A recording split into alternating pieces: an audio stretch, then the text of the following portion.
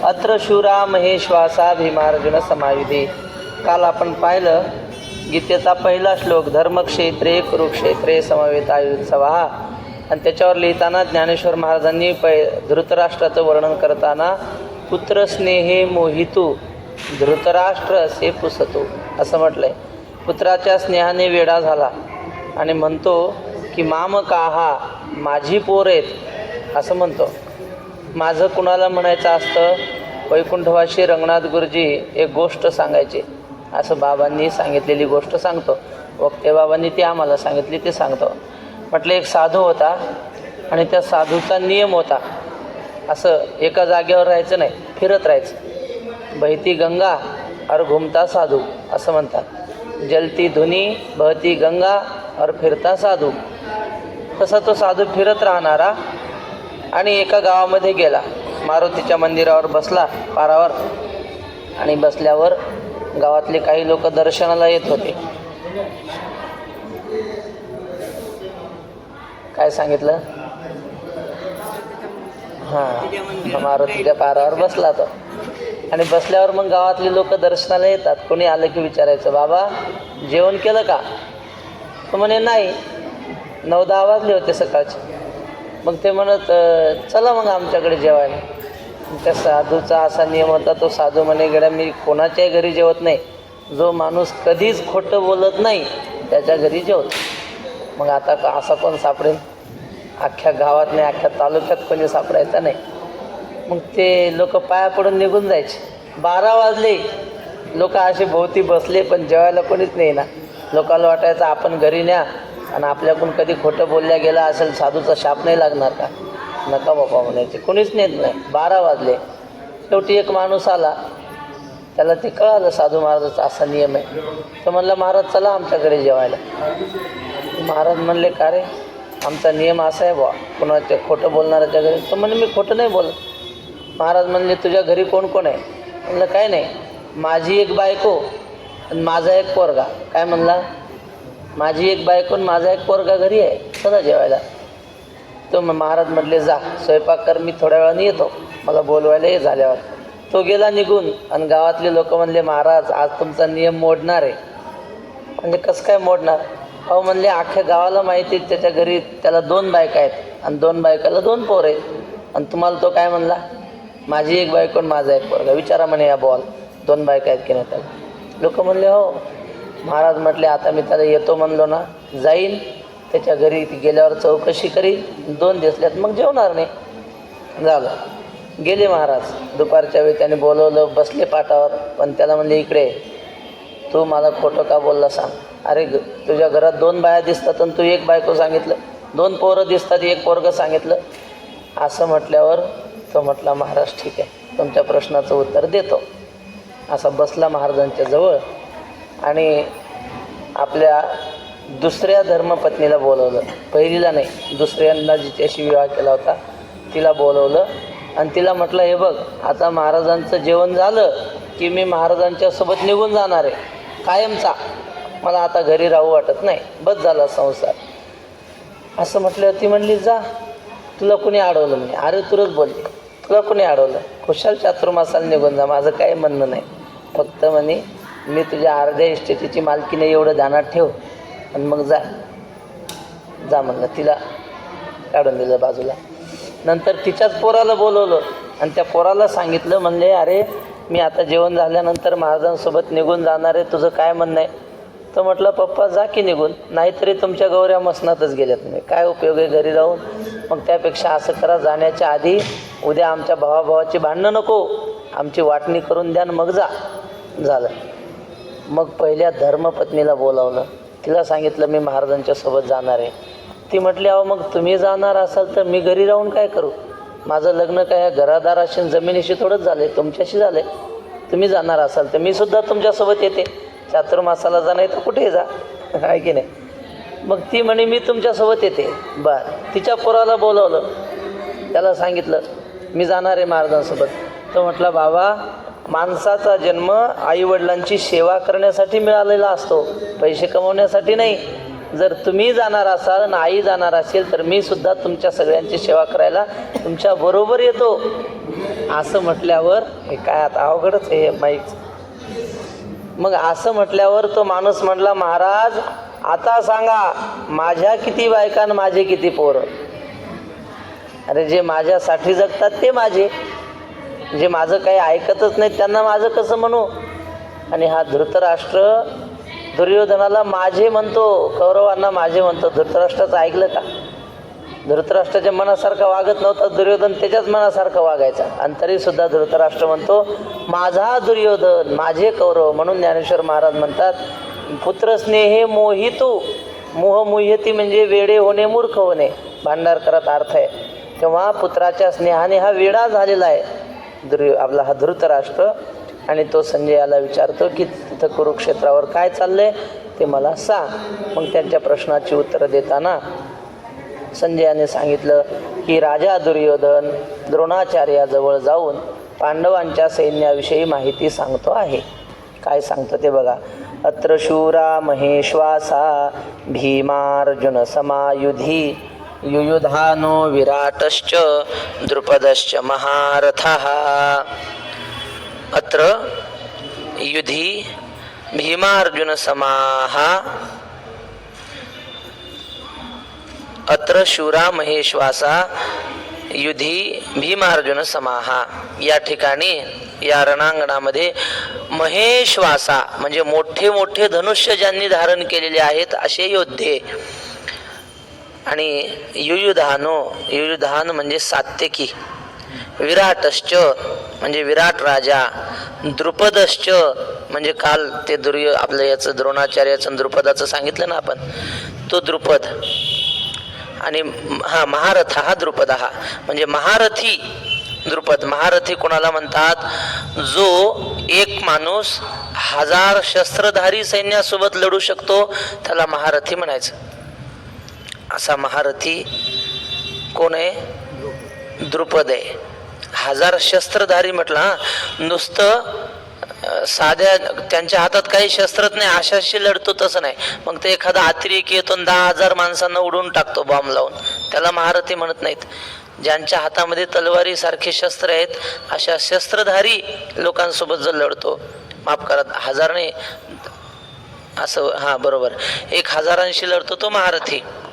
तर असा महारथी द्रुपद. आणि काही असाधारण माऊली वर्णन करतात, जे शस्त्रास्त्री प्रवीण क्षात्रधर्मी निपुण वीराहती. आणखीही अत्यंत महान असाधारण अशी योद्धे आहेत. आणि ते कसे आहेत? शस्त्रास्त्री प्रवीण. शस्त्र कशाला म्हणतात आपल्याला माहिती आहे.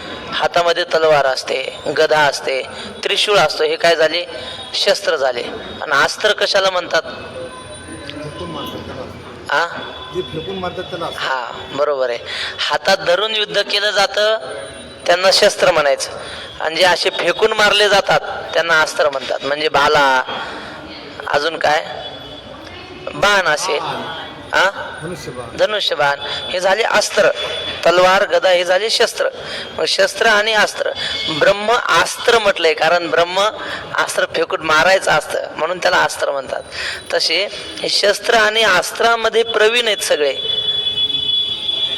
आणि क्षात्रधर्मी निपुण वीर आहाती. क्षात्र धर्मामध्ये निपुण आहेत. क्षात्र धर्म म्हणजे काय? युद्धेचाप्य पलायनम असं आहे ना. पुढं 16 अध्यायात सांगितलं क्षत्रियाचा धर्म, ब्राह्मणाचा धर्म. क्षत्रियाने काय करावं? युद्धाला नाही म्हणायचं नाही. कोणाशी समोर देव जरी आला लढायला माघार घ्यायची नाही, हा क्षत्रियाचा धर्म आहे. आणि मरायचं पण पाठ दाखवायची नाही. अशा क्षात्र धर्मामध्ये निपुण आहेत. वीर आहाती आणि लढण्यासाठी योद्धे आहेत, वीर आहेत. जे बळे प्रौढी पौरुषे भीमार्जुनांसारखे ते सांगेन कौतुके प्रसंगेची. जे बळाने, मोठेपणाने आणि पुरुषार्थाने अत्यंत मोठे म्हणजे भीमार्जुनासारखे आहेत. भीम आणि अर्जुन हे गाजलेले योद्धे होते. त्या काळात लढाई म्हटलं की या दोघांचं नाव घेतलं जायचं. आणि असे भीमार्जुनासारखे हे सगळे गाजलेले आहेत. ते सांगेन कौतुके प्रसंगेची. ते आता तुम्हाला मी एका एकाबद्दल थोडी माहिती सांगतो म्हणले. एथ युयुधानो सुभटू आला असे विराटू महारथी श्रेष्ठो द्रुपदवीरू. या ठिकाणी सुभटू युयुधानो म्हणजे अत्यंत चांगला योद्धा असलेला युयुधान, आणि पुन्हा विराट राजा आलेला आहे, आणि महारथ्यांमध्ये श्रेष्ठ असलेला द्रुपद राजा पण आलेला आहे.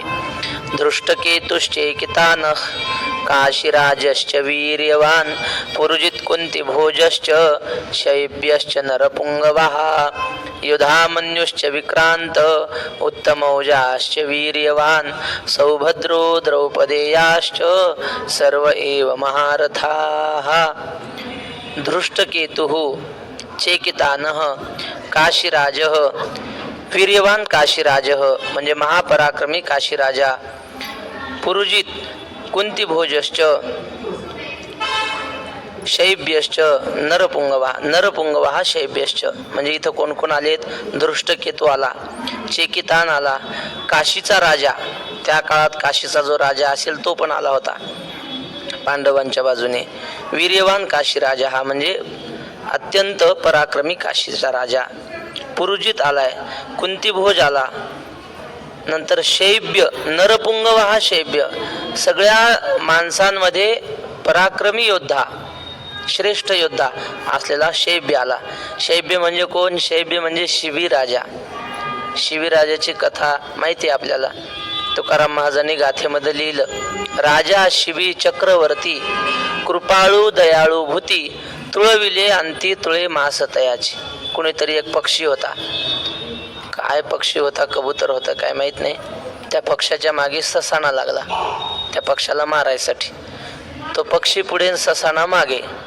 हा शिबी राजा जंगलात काहीतरी करण्याच्या निमित्तानं आला, फिरण्याच्या निमित्ताने. ह्या पक्षाने तो शिबी राजा बसला होता त्याच्या मांडीवरच जाऊन बसला. तो पक्षी वाचवा मला बोलला नाही, पण भावना त्याची की वाचवा या ससाण्याच्या तावडीतून.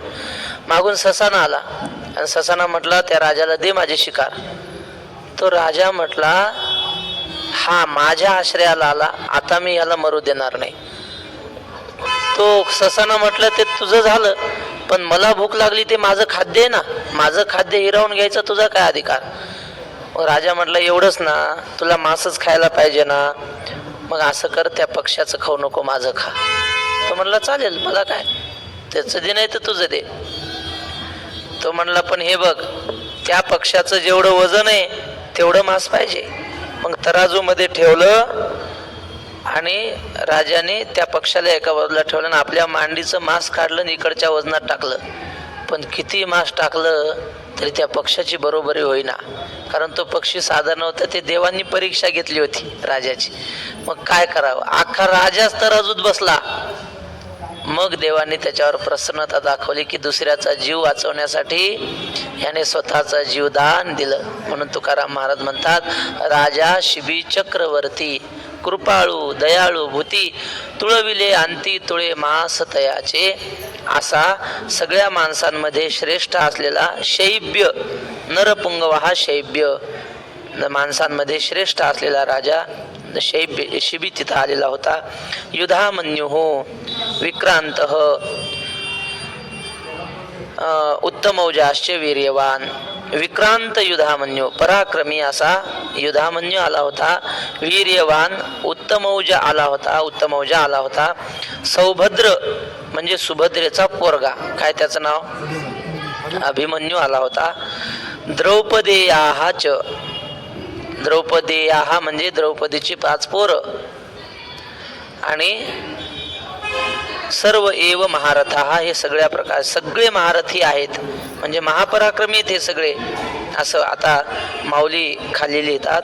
चेकितान धृष्टकेतू काशीराज वीर विक्रांतो उत्तमौजा नृपनाथो शैब्य देख. चेकितान धृष्टकेतू काशीराज विक्रांतो महापराक्रमी काशीराज, उत्तमौजा नृपनाथू उत्तमौजा म्हणजे राजा असलेला उत्तमौजा आला. आणि शैब्य शिबी पण आलेला आहे असं पहा. असं कोण कोणाला म्हणतंय? दुर्योधन द्रोणाचार्यांना म्हणतोय. हा कुंतीभोज पाहे इथं युधामन्यू आला आहे आणि पुरुजित आदी राय हे सकळ देख. ही 100वी ओवी आकडा लक्षात ठेवा, पुढे आकड्याचं महत्त्व सांगणार आहे पुढच्या ओळीत. म्हणून 100वी ओळी काय, कुंती भोज नावाचा राजा आलेला आहे, युद्धामन्यू आलेला आहे आणि पुरुजितादी हे सगळे राजे आलेले आहेत असं माऊलीने सांगितलं. आता खालच्या ओळीमध्ये ज्ञानेश्वर महाराज अभिमन्यूचं वर्णन करतात. हा सुभद्रा हृदय नंदनो, जो अपरू नवार्जुनो, तो अभिमन्यू म्हणे दुर्योधनो देखे द्रोणा. हा सुभद्रेच्या हृदयाचा तुकडा, काळजाचा तुकडा हा अभिमन्यू पण आलेला आहे. आणि तो कसा आहे, अपरू नवार्जुनो, हा दुसरा नवा अर्जुनच आहे. अर्जुन जेवढा पराक्रमी, किती पराक्रमी होता अर्जुन, त्या मोरोपंतांनी वर्णन केलंय. आतापर्यंत लाखो योद्धे झाले असतील आणि पुढेही होतील, पण अर्जुनासारखे नाही. झाले तर बहु आणि होतीलही बहु, परी या सम. हा अर्जुनासारखा अर्जुनच होता आणि त्या अर्जुनाचा हा पोरगा, म्हणजे जणू काही दुसरा अर्जुन आहे असं माऊली म्हणतात. पण एक लक्षात ठेवा, माऊलींनी एकट्या अभिमन्यूसाठी एक ओवी खर्च केलेली आहे आणि वरच्या दोन्ही ओव्या पहा, एका एका ओवीत 5-5, 6-6 राजाची नावं आहेत आणि अभिमन्यूसाठी एकट्याला एक ओवी. कसं काय बरं असं बघा ना तुम्ही. चेकित हे 99वी 100वी ओवी पहा, चेकितान, दृष्टकेतू, काशीराज, विक्रांतू, उत्तमौजा, नृपनाथू, शैब्यदेख है ना, 2-4 राजांची नावं. आणि त्याच्या खालच्या ओवीत कुंती भोज, युधामन्यू, पुरुजित आणि सगळे राजे एका ओवीत घातले आणि एकट्या अभिमन्यूसाठी एक ओवी. असं का, कारण अभिमन्यूवर अन्याय झाला होता. ज्ञानेश्वर महाराज अनाथाची माऊली, ज्ञानाबाई माझी अनाथाची माय, ज्याच्यावर अन्याय होईल ना त्याचा पक्ष घेणारे ज्ञानेश्वर महाराज आहेत. अभिमन्यूवर अन्याय झाला होता आपल्याला माहिती आहे. रणांगणावर दोन्ही सैन्य उभेत आणि कौरवांनी काय केलं, ते चक्रव्यूह केलं आणि पांडवांनी पाहिलं. पण चक्रव्यूह भेदन करण्याची कला आणि त्यातून पुन्हा बाहेर येण्याची कला फक्त अर्जुनाकडे होती. आणि या दुर्योधनाने काय केलं, कपट केलं आणि लढत लढत अर्जुनाला जरा लांब नेलं तिकडं. त्याला माहित होतं दुर्योधनाला, अर्जुन जर राहिला तर चक्रव्यूह काही करू शकणार नाही. अर्जुनाला लांब नेलं आणि मग आईच्या उदरामध्ये असताना अभिमन्यूनं ते ऐकलं होतं की चक्रव्यूहात जायचं कसं. अभिमन्यू सुभद्रेच्या पोटात होता आणि अर्जुन सुभद्रेला चक्रव्यूहाबद्दल माहिती सांगत होता आणि ते पोटात असलेल्या अभिमन्यूने ती ऐकली, पण चक्रव्यूहात शिरायचं ऐकलं, बाहेर येण्याबद्दल सांगत होता. तेवढ्यात सुभद्रेला झोप लागली, पुढचं ऐकलंच नाही अभिमन्यूने. मग ते चक्रव्यूह पाहिलं, सगळे घाबरले. धर्मराजा घाबरला, बाकी सगळे घाबरले, अर्जुन तर नव्हताच.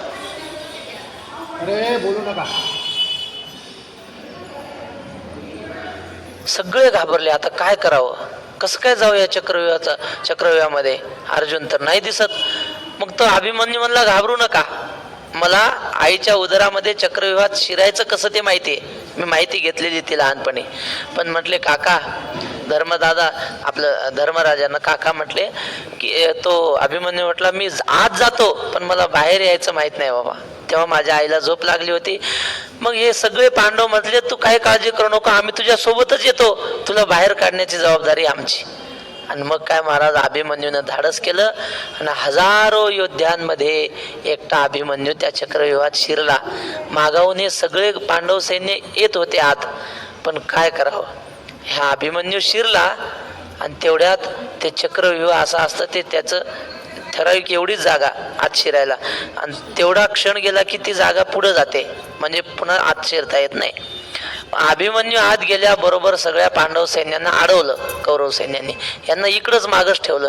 अभिमन्यूने मागं फिरून पाहिलं तर सोबत कोणीच नाही, चहू बाजूनं सगळे शत्रू. आणि मग मात्र अभिमन्यू घाबरला नाही, क्षत्रियाचा धर्म त्याने निभवला. अभिमन्यू म्हटला, एकटा तर एकटा, पण एकटा मी सगळ्यांशी लढू शकतो एवढी शक्ती माझ्यात आहे. आणि मग एकटा अभिमन्यू लढला, पण कौरवांनी कपट केलं, सगळ्यांनी मिळून एकट्या अभिमन्यूला मारलं. कौरव सैन्यामध्ये एकही सैनिक असा नव्हता की त्याने अभिमन्यूवर घाव घातला नाही. प्रत्येकाने अभिमन्यूला मारायचं, प्रत्येकाने मारायचं आणि अभिमन्यूच्या शरीराचे तुकडे तुकडे होईपर्यंत मारलं. मेला अभिमन्यू आणि मेलेल्या अभिमन्यूला त्या जयद्रथाने लाता मारल्या. त्याचं काही थोडंसं प्रेत पडलं होतं ना, रागाच्या भरात त्या जयद्रथाने लाता मारल्या. वक्ते बाबा ओवी म्हणायचे. काय प्रारब्ध असतं बघा.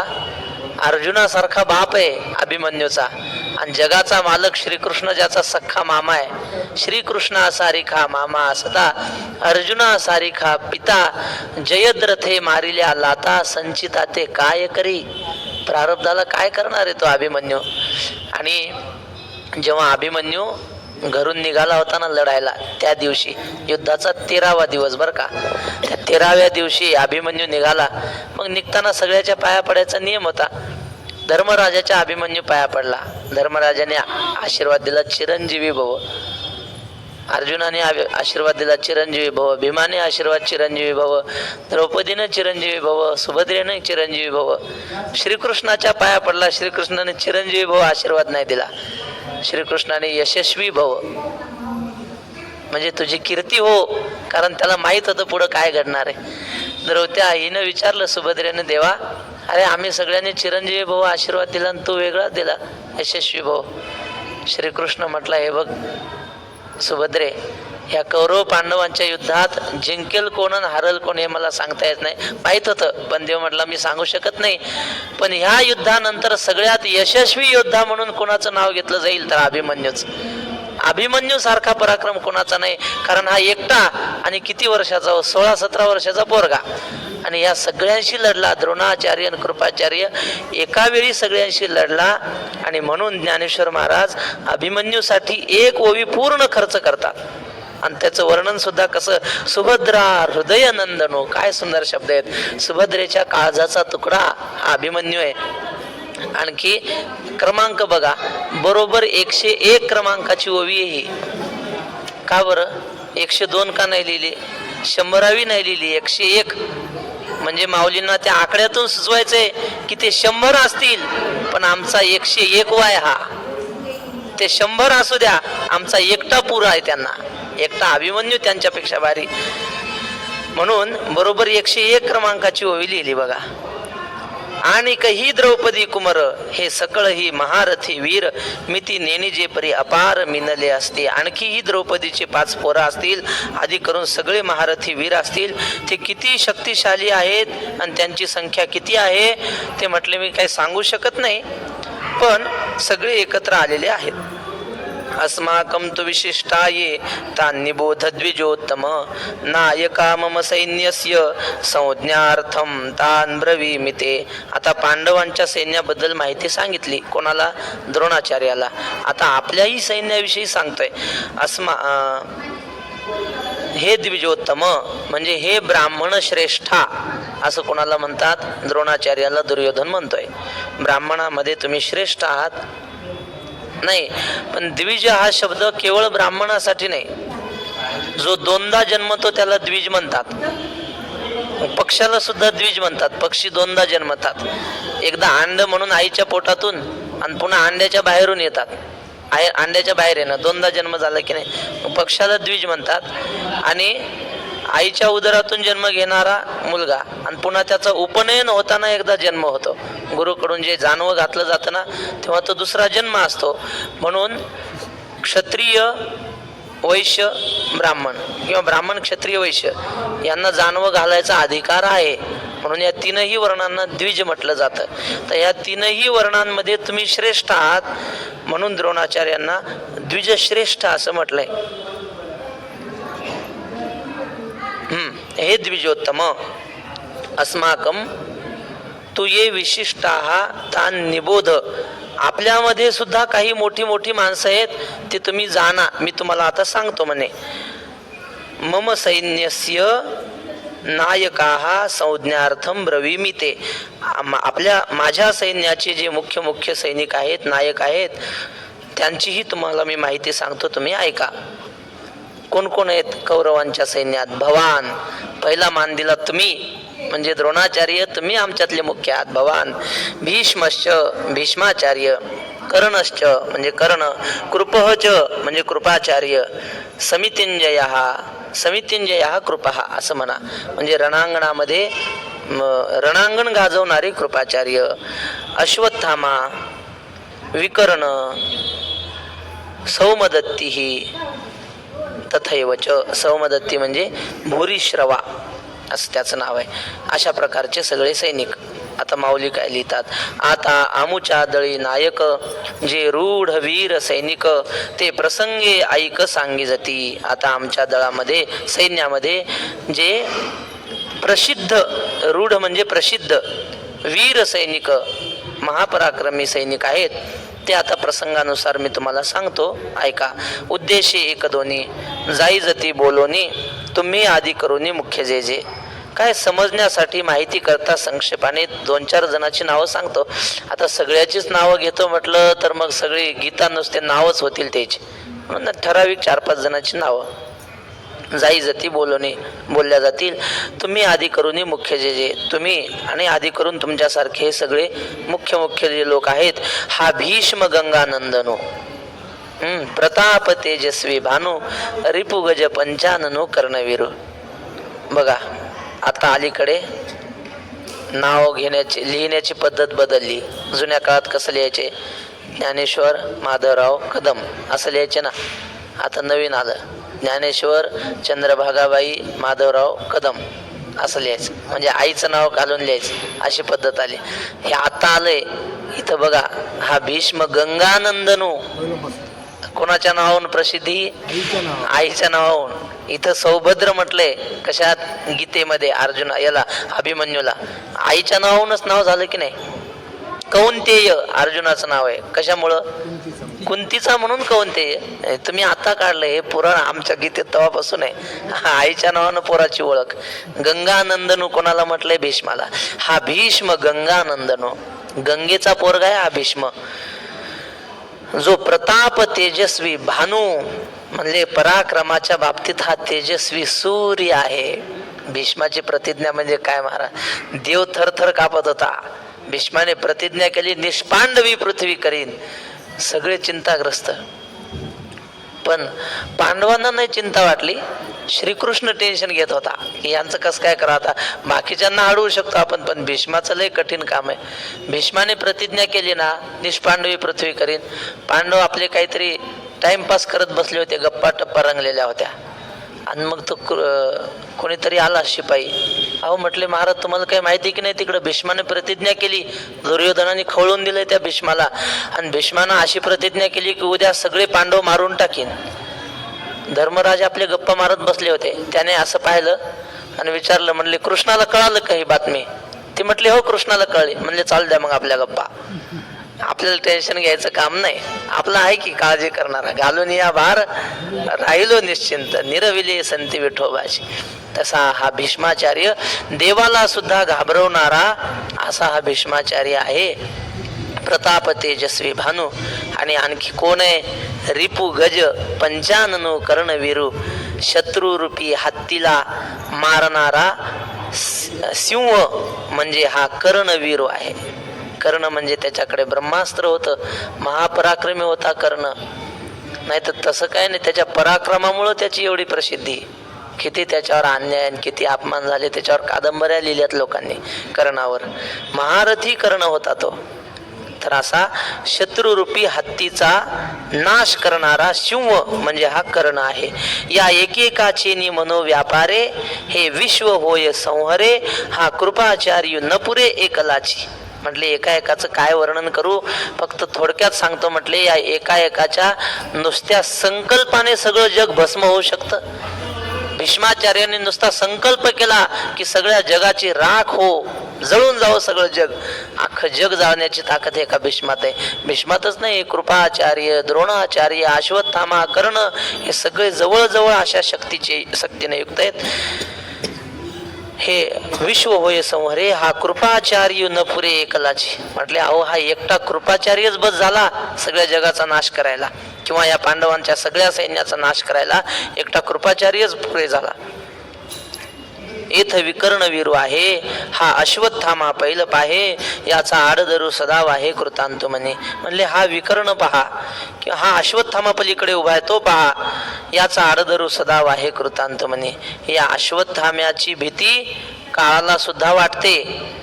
काळाला भीती वाटते की नाही?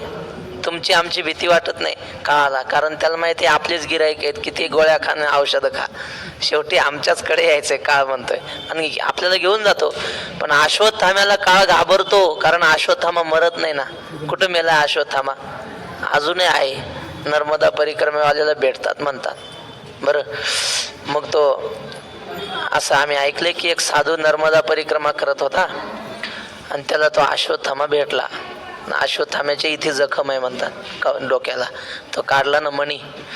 मग तो अश्वत्थामा कोणी भेटलं की त्याच्याकडे तेल मागतो डोक्याला लावायला, ती आग होते त्याच्या जखमेची. मग हा साधू याच्याकडे ते रोजच्या पुरता असतं परिक्रमा करणाऱ्या सोबत चपाती भाकरी करायला, आपलं थोडं भाजी करायला तेल. त्याने मागितलं मला तेल द्या, साधूने दिलं थोडंसं काय असेल चटाकभर, आणि त्यानं ते तेल जखमेला लावलं, त्याला बरं वाटलं. आणि अश्वत्थामा म्हटला बाबा काय पाहिजे तुम्हाला मागून घ्या, मी अश्वत्थामा आहे, मी तुमची इच्छा पूर्ण करतो. साधू होता तो, म्हटलं मला काही नको, फक्त तो महाभारताच्या सैन्यात होता. तो म्हटलं हो, मग मला महाभारताचं सैन्य पाहायची इच्छा आहे म्हणे, ते युद्ध महाभारताचं, तेवढं मला महाभारताचं युद्ध दाखवा. तर म्हणे काही नाही बघा, असा हात केला तळहात त्याच्या पुढे, आणि जसा असा मोबाईल असतो की नाही आपला, तसं त्याला दिसायला लागलं त्या साधूला. पण ते युद्ध सुरू झालेलं आणि ते शंख वगैरे मोठी मोठी वाद्य वाजलेली, तो एवढा भयंकर आवाज होता. पुढं माऊली त्या आवाजाचं वर्णन करणार आहेत की समुद्र तळ उलट हो पाहत, समुद्र उलटा व्हायला पाहतो आणि पृथ्वी तळ उलट हो पाहत, आकाश असे ओसंडत, जणू काय आकाश खाली पडतं की काय, एवढा भयंकर तो आवाज होता. आणि तो आवाज ऐकला आणि हा साधू बेशुद्ध होऊन पडला. अश्वत्थामा निघून गेला. सांगण्याचं तात्पर्य काय, अश्वत्थामा अजून आहेत ना. अश्वत्थामा बलिर व्यासो हनुमांश्च विभीषणः कृपः परशुरामश्च षडैते चिरजीविनः. 6 जण चिरंजीव आहेत. म्हणून अश्वत्थाम्याला काळ घाबरतो. म्हणून माऊलीने बघा कसं लिहिलंय, जयाचा आरदरू सदा वाहे कृतांत म्हणी. जे अश्वत्थाम्याचा धाक, कृतांत म्हणजे काळाला सुद्धा धाक पडतो. अन्येच बहव शूरा मदर्थे त्यक्त जीविताः नाना शस्त्र प्रहरणा सर्वे युद्ध विशारदाः. अन्ये म्हणजे आणखीही, बहवः म्हणजे खूप, शूर, मदर्थे त्यक्त जीविताः. किती सुंदर लिहिलं. दुर्योधन म्हणतो माझ्यासाठी जीव ओवाळून टाकणारे माझ्या बाजूने सगळे शिपाई आहेत. मदर्थे त्यक्त जीविताः नाना शस्त्र प्रहरणाः, अनेक प्रकारची शस्त्र साधनं ज्यांनी हातामध्ये धारण केलेली आहेत. सर्वे युद्ध विशारदाः, आणि सगळे युद्ध कलेमध्ये निष्णात आहेत, पराक्रमी आहेत. नाही तर तुकाराम महाराजांनी एक अभंग लिहिला, भित्रा होता शिपाई एक, भित्रा, आणि आता नोकरी तर लागली शिपायाची, काय करावं मग. आता लढाई सुरू होणार, लढायला जायचंय. निघाला, घोड्यावर बसला, हातामध्ये एक हात ढाल एका हातात तलवार, आणि शुद्ध सुरू झालं. तो नुसता असा घेऊन उभा राहिला. दुसरा म्हटला अरे लढाई कर की. तर म्हटलं कस काय लढाई करू, मी दोन्ही हात गुंतलेले आहेत, एका हातात ढाल आहे तलवार आहे, आता कस काय ढाल तलवारे गुंतले हे कर म्हणे, मी झुंजार कैसे झुंजो. हात तर गुंतलेले आहेत कामात, आता या तलवार धरायला आणि ढाल धराय, युद्ध कस काय करू म्हणे. आता असा जर असेल तर त्याचं रणांगणामध्ये येऊन उपयोग काय. पण हे असे नाहीत, युद्ध विशारदा, हा युद्ध कलेमध्ये निष्णात आहेत. समितिंजयो सोमदत्ती ऐसे आणि काही बहुता हाती जयांची या बळामिती धाताही नेणे. आता समितिंजयो हे जर विशेषण घेतलं तर रणांगण गाजवणारा असं होतं. मग अशी श्लोकात सांगताना मी तुम्हाला विशेषण म्हणून सांगितलं, पण समितिंजय नावाचा कोणीतरी योद्धा असावा असंही करता येतं. सौमदत्ती म्हणजे भूरिश्रवा. बर, ऐसे अनेकही बहुत हाती, असे अनेकही खूप आहेत. जयांची या बळामिती धाताही नेणे, आणि ते किती बलवान आहेत त्यांची ताकद मोजण्याची शक्ती ब्रह्मदेवालाही नाही. जे शस्त्रविद्या पारंगत, मंत्रावतार मूर्त हो का, जे अस्त्र जात येथून निरूढ, शस्त्रविद्येमध्ये जे पारंगत आहेत, मंत्रावतार मूर्त युद्धामध्ये शस्त्र सोडण्याचे काही मंत्र असतात. अग्निबाण सोडायचा आहे, मग त्या अग्नीला अवतरण करण्याचा काहीतरी मंत्र असतो, तो मंत्र म्हणून बाण सोडायचा असतो. तर ह्या युद्धामध्ये म्हटल्या जाणाऱ्या मंत्रांचे जणू काही मूर्तिमंत अवतार. जसं एखाद्याने गाथा पाठ केला, आपण त्यांना गाथा मूर्ती म्हणतो, ज्ञानेश्वरी मूर्ती म्हणतो, है ना. एखादा दयावान असेल तर दया मूर्ती म्हणतो. तर असे मंत्रांचा साठा यांच्याकडे हे मंत्रावतार मूर्त आहेत. एक 5 मिनिटं पाहू. का हो का जे अस्त्र जात इथून रूढ, आणि कितीतरी शस्त्रास्त्रांचा ह्यांनी शोध लावलेला आहे. ह्यांच्यापासून कितीतरी अस्त्र जन्माला आले आहेत. ब्रह्मास्त्रासारखी मोठी मोठी अग्निअस्त्र, पर्जन्यास्त्र, ब्रह्मास्त्र वगैरे अस्त्रांना जन्म देणारे हे आहेत. यांच्यापासून अस्त्र झालेली आहेत. इथून रूढ म्हणजे यांच्यापासून हे सगळे अस्त्र प्रसिद्धीला आलेले आहेत. हे अप्रतिमल्ल जगी पुरता प्रताप वंगी, परी सर्व प्राणे मजची लागी आराईले असते. अप्रतिमल्ल म्हणजे ह्यांच्या तुल्य बळ दुसरा कोणी योद्धा नाही. पुरता प्रताप अंगी, अत्यंत भरपूर यांच्या अंगी प्रताप म्हणजे पराक्रम आहे. परी सर्व प्राणे मजची लागी आराईले असते. पण एवढा असून सुद्धा जीवाभावाने सगळ्या प्राणांनी हे मला अनुसरलेले आहेत, माझ्यावर जीव वळून टाकलेला आहे, असं दुर्योधन द्रोणाचार्यांना म्हणतो. कसे आहेत आता माऊलींची भाषा बघा. पतिव्रतेचे हृदय जैसे, पती वाचूनी न स्पर्शे, मी सर्वस्वया तैसे सुभटांशी. जशी एखादी पतिव्रता असते, आपल्या पतीशिवाय तिच्या हृदयात दुसरं कोणाविषयीच विचार येत नाही, तसे हे सगळे योद्धे आहेत. माझ्याशिवाय यांची कोणावरच श्रद्धा नाही म्हणले. दुसरा कोणी जगाचा मालक आला आणि चला तुम्हाला मोठं पद देतो, आमच्या पक्षात चला, हे जाणार नाहीत. हे म्हणतात आम्ही एकच्या जागी अर्धी भाकर खाऊ, पण मरेपर्यंत दुर्योधनाचीच चाकरी करू. तसेच होते की नाही सांगा. आता द्रोणाचार्य भीष्माचार्य यांना कळत नव्हतं का अन्याय होतोय पांडवावर? माहित होतं, सगळ्यांना कळत होतं, पण नाही. याची भाकरी खाल्ली आपण धृतराष्ट्राची, मग गादीवर दुर्योधन किंवा धृतराष्ट्र आहे यांची, आपण यांचं मीठ खाल्लंय ना, मग यांच्या मिठाला जागायचं. म्हणून कळून सुद्धा यांच्या बाजूने लढणारे, काही झालं तरी माझ्याशिवाय दुसऱ्याचं रक्षण न करणारे, असे हे सगळे आहेत पतिव्रतेसारखे. मी सर्वस्वया तैसे सुभटांशी, आमुचिया काजाचे निपाडे, देखती आपुले जीवित थोकडे, ऐसे निरवधी चोखडे स्वामी भक्त. आमच्या कामापुढं आपल्या जीवाला सुद्धा जे मोजत नाहीत, जीवाला तृणप्राय समजतात, त्याला देखती आपुले जीवित थोडे, ऐसे निरवधी चोखडे, असे निस्सीम आणि उत्तम असे हे स्वामी भक्त आहेत.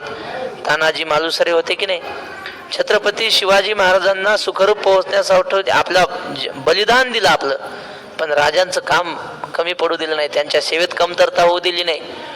तो हा होता की नाही कर्ण, त्याचे गुरु त्याच्या मांडीवर डोकं ठेवून झोपले, परशुराम, आणि तो गुरुकडे शिकत होता वेद विद्या. कोण? कर्ण. ब्राह्मण आहे, मी असं सांगितलं त्याने गुरुला. वेळ झाली आपली पाठाची. हा एक ओळी घेतो म्हणजे श्लोकापर्यंत पायाला वात येतो कधी कधी. ब्राह्मण म्हणून शिकत होता. गुरुजी एक दिवशी त्याच्या मांडीवर डोकं ठेवून झोपले, आणि झोपले असताना तो भोंगा आला, आणि भोंग्याने कर्णाची मांडी कुरतडायला सुरुवात केली. कर्णाने विचार केला, मी जर हे भोंग्याला हाकलण्या म्हणजे काढून टाकण्यासाठी मांडी हलवली तर गुरुजीची झोप मोडेल. आज ज्ञानेश्वरीत ओवी बघा अशी, म्हणे पाओ धडपडील तरी स्वामीची निद्रा मोडेल, रचलेपणा पडेलच होती हन, माझा पाय जर हल्ला तर माझ्या गुरुची झोप मोडेल. त्याने तसाच पाय ठेवला. भुंग्याने मांडी कुरतडली, रक्त बंबाळ मांडी झाली, रक्ताचा वगळ वाहत होता. थोड्या वेळाने त्या परशुरामाला जाग आली, आणि जागा झाल्यानंतर पाहिलं रक्त कसं काय वाहतंय. पाहिलं तर ह्याची मांडी फोडलेली. कसं काय रे म्हणले महाराज ते किडा मांडीला चावतोय. मग त्याने सांगितलं तू ब्राह्मण नाही, ब्राह्मण एवढं सहन करू शकत नाही, तू कोण आहे सांग. मग त्यांना कळालं की हा क्षत्रिय आहे, आणि त्याने शाप दिला. मग योग्य वेळी तुला तुझ्या या विद्येचा विसर पडेल. तू खोटं बोलून माझ्याकडे शिकला ना, शस्त्रविद्या काय जे असेल ते, तुला मरणाच्या वेळी माझ्या या कलेचा विसर पडेल वगैरे. पण कशासाठी सांगितलं हे? स्वतःच्या जीवाची पर्वा न करणारी माणसं माझ्याकडे आहेत आणि ते माझ्यावर पूर्ण श्रद्धा ठेवणारे आहेत कर्णासारखी. असे निरवधी चोखडे स्वामी भक्त. झुंजती कुळकणी जाणती, कळे कीर्ती सिजिती, हे बहु असो क्षात्र नीती येथोनिया. झुंजण्याचं चातुर्य, लढण्याचं चातुर्य यांना माहिती आहे. कळे कीर्ती सिजिती म्हणजे कला कौशल्याने यांची कीर्ती सगळीकडे झालेली आहे. कला कौशल्याने नाव गाजलेलं आहे आणि हे फार सुंदर युद्ध करतात म्हणून यांची कीर्ती झालेली. असे हे बहु असो क्षात्र नीती येथोनिया. जास्त काय बोलावं म्हटले, क्षत्रियांचा धर्म यांच्यापासूनच आहे. यांच्यापासूनच लोक शिकतात क्षत्रिय धर्म काय असतो ते. ऐसे सर्वा परिपुरते वीर दळी आमुते, आता काय गणू यांते अपार. हे अशा प्रकारे सर्व बाजूनी परिपूर्ण असलेले आमच्या सैन्यामध्ये वीर आहेत. आता काय यांचं मी वर्णन करू, हे सगळे अपार आहेत, म्हणजे वर्णनाबाहेर यांची शक्ती आहे असं ज्ञानेश्वर महाराज सांगतात. बाकीचा विषय उद्या पाहू. पुंडलिक वरदा हरी विठ्ठल श्री ज्ञानदेव तुकाराम पंढरीनाथ भगवान की जय. माऊली ज्ञानेश्वर महाराज की जय. जगद्गुरु तुकाराम महाराज की जय. आदिशक्ती मुक्ताबाई की जय.